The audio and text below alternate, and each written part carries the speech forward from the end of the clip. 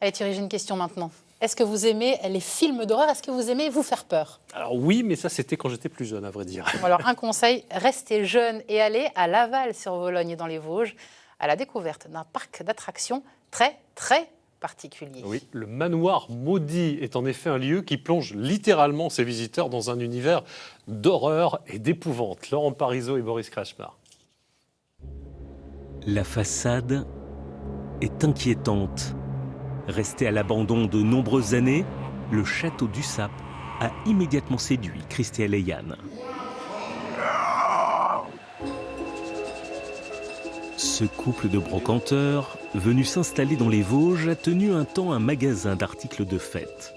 L'envie de leurs clients de se faire peur au moment d'Halloween leur a donné l'idée de créer ce manoir maudit, un parc d'attractions horrifiques de 1000 mètres carrés, ouvert toute l'année.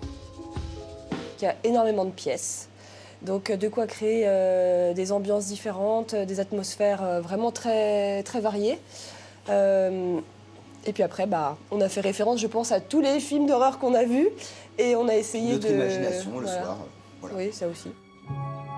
Passionné de films d'horreur, mais aussi de bricolage, le couple a mis 1 an à créer les décors de la vingtaine de pièces du manoir. Donc voilà, nous avons une cheminée qui n'est pas très ordinaire puisqu'il s'avère que c'est un passage secret. Des haut-parleurs, des détecteurs et autres gadgets électroniques ont été disséminés dans les pièces. Des techniques d'effets spéciaux dignes du cinéma, découvertes sur Internet. On s'est lancé, c'est tout, voilà. On a acheté du matériel, on a passé des heures à la maison à essayer de les programmer, faire des petites séquences pour voir comment ça marchait. Et puis voilà quoi, et puis à force de créer des nouvelles ambiances, des nouveaux décors, on pousse un petit peu plus la technique.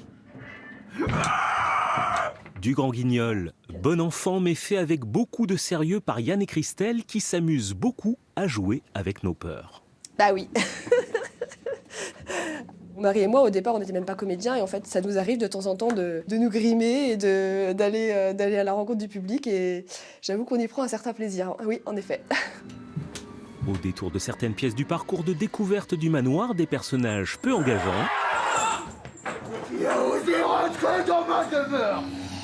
8 comédiens maquillés ou portant des masques dignes du cinéma fantastique transforment en immersion horrifique chaque heure passée dans le manoir par les visiteurs. Ils se prennent quand même au jeu et c'est ça qui est magique en fait. C'est vraiment une belle expérience pour nous, comédiens, Étienne, comme moi, comme les autres comédiens qui participent aussi à l'aventure. C'est mon antidépresseur. Des frissons qui prennent aussi la forme de jeux d'enquête ou d'escape game pour les âmes les plus sensibles.